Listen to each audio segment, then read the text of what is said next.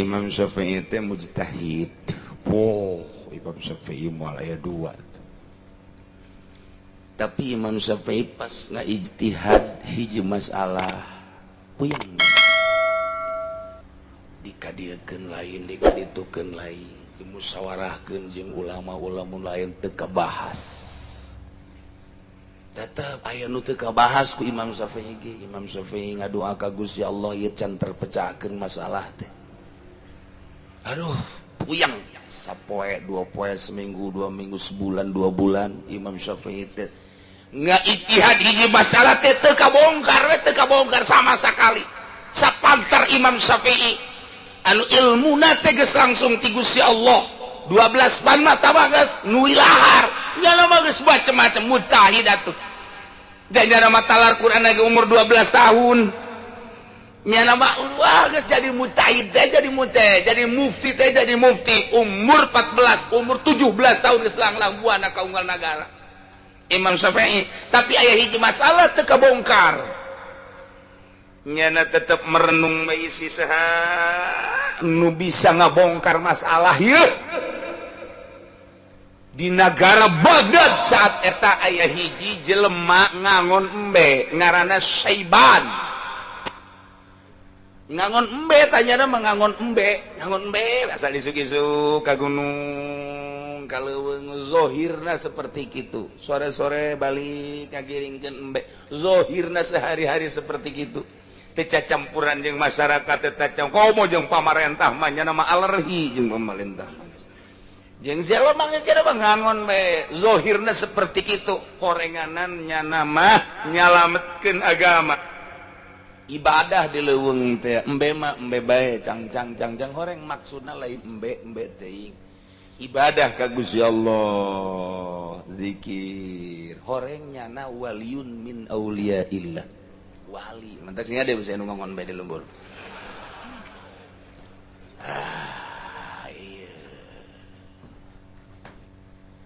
Kayahuan kawalianana satu ketika hujan turun sehingga cai eueuh sanggeus teh cai eueuh jukut teh geus gararing embe ngarelel hayang nginum dahaga kadeleuna babaturan ki Syaiban bebeja ka ki Syaiban embe urang geus loba nu paeh ban cek jana ban embe aing paeh ban eng nginum paeh laporan deui ti dieu ban kambingku mati coba meureun ti Batak ge ieu nah iyalah loba nu laporan akhirna nyana ngadoa nyana mah ngadoana henteu langsung kieu bae dilihat mana sih Mega cakena ya itu ditunjuk ku nyana Mega ka dieu heula sagede kok Mega cepet teh hujanan ya embe ya pararai ya langsung itu budak hujan. Masya Allah eta ki Syaiban luar biasa geus loba tah hujan laporan deui ulah loba teuing atuh sakiana Mega geus cukup rat geus geus ka ditu deui sia ka ditu eta ki Syaiban bisa kos kitu eta ya Allah ya Rabbi sakali selang sababaraha poe deui terjadilah seperti kitu deui minta deui ka ki Syaiban terjadilah seperti kitu deui akhirna kadengekeun kan kagorengan tetep kadengekeun kabagusan tetep kadengekeun bae kajen ku kumaha ge nu aya di benak hati urang kajen teuing ku urang dipendem teu pernah ngomong-ngomong kamaripatan bakal timbul sarua bae kahasudan ge bakal timbul bae kajen teuing ti tubuh kiai tidak ada kiai tidak ada ustad komo dadah lurah mah parantina tah mah kos kitu mah komo dadah bangsa pamarentah mah geus parantina hasud teh paranti tah mah nya nama mun teu hasud teh lain pamarentah boh kitu amat ge emang parantina nya nama geus kos kitu nu bener ge emang kos kitu kiai abi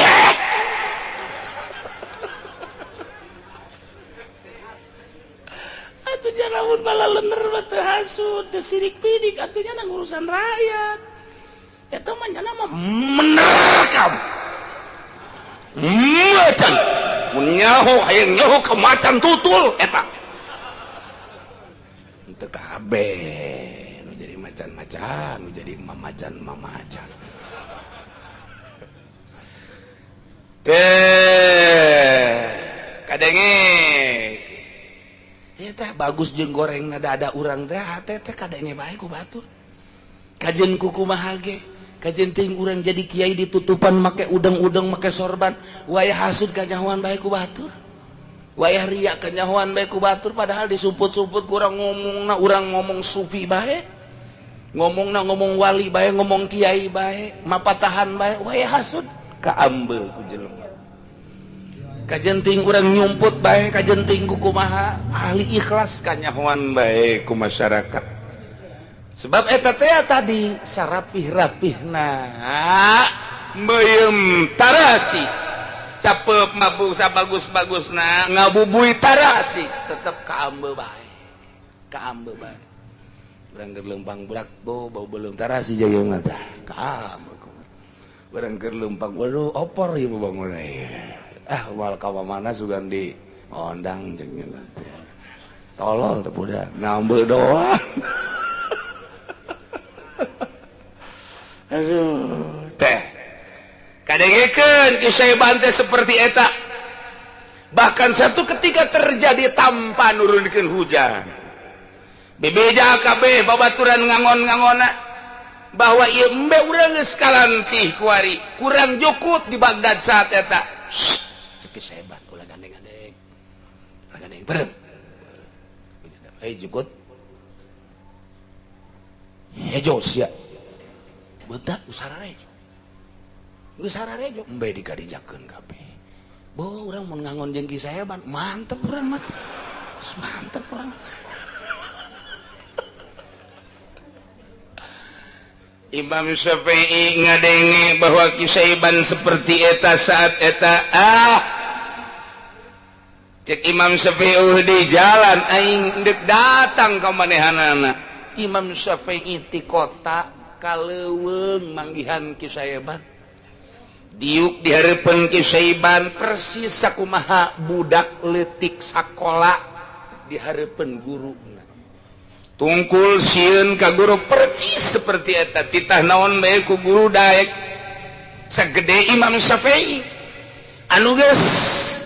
kacelun kaun-aun kakoncara kabeja kaunggal negara kaistimewaan Imam Syafi'i di hareupeun kiseban budak angon tungkul diuk simpulnya teh menta dijelaskan tentang ijtihadnya kitu batur mah padahal Imam Syafi'i hebat tapi kiseban budak angon cumplang campling kadeuleuna ge teu salat tapi cek Imam Syafi'i kajen kukumaha ge wali Allah ieu datangnya ka leuweung sasalaman dicium diuk rapih urang mah sia tuh ka ditu ngaji saksa kasihan budak kamari kolotan aing atuh jeung nyana mah je emang ngadu umur atuh ngadahar uyahna ge heulan aing leg-leg ku sia uyah modar-modar sia ngadahar uyah kita urang mah aya bahasa kos kitu teu tawadu ya Allah ya Rabbi Imam Syafi'i tingali ayo naon PI cek nya teh kitu kisah hebat teh kira-kira heran pe cek teh ieu ngaja we abdi ka dieu aya hiji masalah nu keur ijtihad teh arti mantep ge ulah ngagugulung ilmu fikih bae kos kitu tah ilmu fikih nah caknya nate jang urusan masyarakat ai sorangan teu ka urusan ilmu sampah tah kos kitu mah PI aduh cek Imam Syafi'i aing jadi kos kieu ye batur bae di urusan ai sia hubungan jeung Allah geus datang ka mana gedeung-gedeung ijtihad datang ka modar siapa kos kitu bae ai sia can beres-beres hubungan jeung Allah salat teh khusyuk dicarekan tak kuki saya bantu hampura aja dia ibadah bener tah geus kanyahoan kaluhuran anak saya bantu ditebak ku manehna ijtihad eta jawabanana tah bahkan samantas eta sia bakal itihad deui masalahna anu sia ge bingung deui bae tah jawabanana eta waduh cek Imam Syafi'i pohara amat geus abdi mah cek Imam Syafi'i kajian urusan itihad mah urusan tamah fikih abdi mah bade guguru bae ayeuna ka mama boleh sebut mama ing sedek ngaguru mah ngaguru bae heulanan usok ngamama-mamakeun segala buya segala abah batur mah kos gitu orang malain yo sedek ngaguru ka aing teh nyebut buya ka aing buya tuh sia ka aing oh bayawak buaya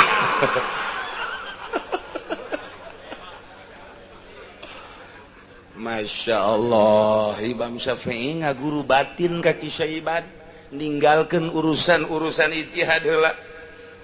dititah curug ku curug Kisaiban budak angon anu Imam Syafi'i lantaran cerdas langsung dengan cepatnya na usul ilallah tetapi awas sumputkeun ku anjeun ya ulah waka ka lembur cicing heula 3 tahun Imam Syafi'i teu amprok jeung manusia sakit gitu atuh ibadah teh bohong lain hayu boga hadis hiji 2 manggung beak di buleudaan bohong datang ka ongkek nyana kikituan bae aya hubungannya jeung Allah teu beres hubunganna jeung amplop jeung makhluk neraka teh kos kitu teh lain cakula cek Imam Ghazali jelema nu ngagugulung pikih bae halikun geura paeh coba kerasa ujianna neraka teh kos kitu lantaran adigung aya di ahli fikih sombong aya di ahli fikih takabur aya di ahli fikih ngadu masalah malulu ahli fikih mah bisa naon sih sia yo japul jawabe di kumis aing ya patul muin di bulu bitis sama kos kitu mah sapi nama irung tah di dieu hayo ngadu jeung aing kitu bae ahli fikih mah kitu bae ahli fikih mah oh lu teu kabahas ahli fikih mah dibahas kabeh ge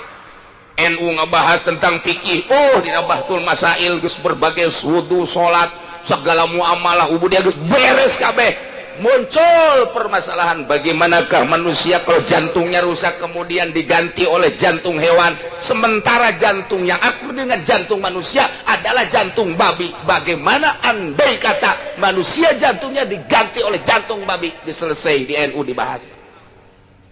bagaimanakah andai kata manusia tulangnya ini rapuh keputihan atau bagaimana sajalah yang jelas sudah tidak berfungsi lagi kemudian harus diganti yang akur adalah salah satu hewan yang akur dengan yang senyawa dengan tulang manusia adalah tulang uak-uak dan tulang babi nah andai kata diganti dengan tulang babi bagaimanakah hukumnya menurut fikih selesai dibahas oleh ulama-ulama NU waktu bahsul masail geus tinggal neuleuhan bae teu kudu maca kitab bari ngedeng ge bisa neuleuhan clipping NU bagaimanakah donor darah bagaimanakah hukumnya donor mata geus dibahas berbagai-bagai permasalahan nu kamari ieu dibahas tentang wakaf bagaimanakah kalau seseorang mewakafkan harta bentuknya adalah genteng bentuknya adalah kayu bambu bagaimana kalau wakaf itu bentuknya uang terus dibahas selesainya segala rupa ge lu teh selesai dibahas jadi kitab lagi geus anggeus ieu geus teta 6 tangan ieu gadu dalil munazarah sampai mujadalah kitu kene ti NU jeung Muhammadiyah Muhammadiyah mah ku NU mah nanaonan Muhammadiyah di mana menang ngadu masalah jeung NU jeung NU teu pernah asa ulah kakula bae ulah siap bae aing mah teu bisa ke desa datang deui ka aing geus moal dijawab ku aing mah ditakos siap ku aing teu geus selesai permasalahan teh tapi takabur nu aya so asa aing doh hasil aing toh mun aing di neraka teh kos kitu teh kesianlah ku tasawuf ku ilmu batin supaya datang ka boga rasa aja aing mah teu bisa ngaji teh tuh nginahin pan kos kitu Waalaikumsalam. Naon dia? Iya, kula nanyakeun masalah. Memang aing mah tangkal masalah. Ayo jeung aing sia ngadu masalah mah. Sombong. Tapi lamun ahli Allah, ahli sufi, ada masalah. Oh, tuh bisa. Aing ka dieu nanya masalah mah. Ka dieu mah mawa wudu. Kopi, masalah mah ka ditu. Tawadu ngaranna. Masya Allah. Nginahin jeung ahli Allah mah. Imam Syafi'i gurunya na. Oh, barang Imam Syafi'i geus usul teh cacak aing teu ngaji ilmu batin, cilaka aing di akhirat. Imam Malik sarua bae. Lau kitu lamun naon kitu ngaranna? Naon kitu lamun laula sanatani lahalakan Nu'man. Lamun teu aya 2 tahun cilaka Nu'man teh nyana guguru ilmu batin 2 tahun. Hah, lamun cacak aing teu ngaguru ilmu batin neraka aing cek Imam Maliki. Laula sanatani lahalakan Nu'man. Ngadu masalah bae cekeuna, tapi barang teu kaji ilmu batin, zikir ka Gusti Allah sejuk. 10 masalah nu ditanyakeun dijawab 2, 8 deui pikiran bae ku ente. Nanyakeun masalah 20 dijawab 4, anu sabaraha teh sadata 16 pikiran bae ku sia hingga teu kaharti cekeuna. Tawadu. Masyaallah. Teh ieu urang mah nempo teh karomah-karomahna padahal mah loba wali nu teu dibere karomah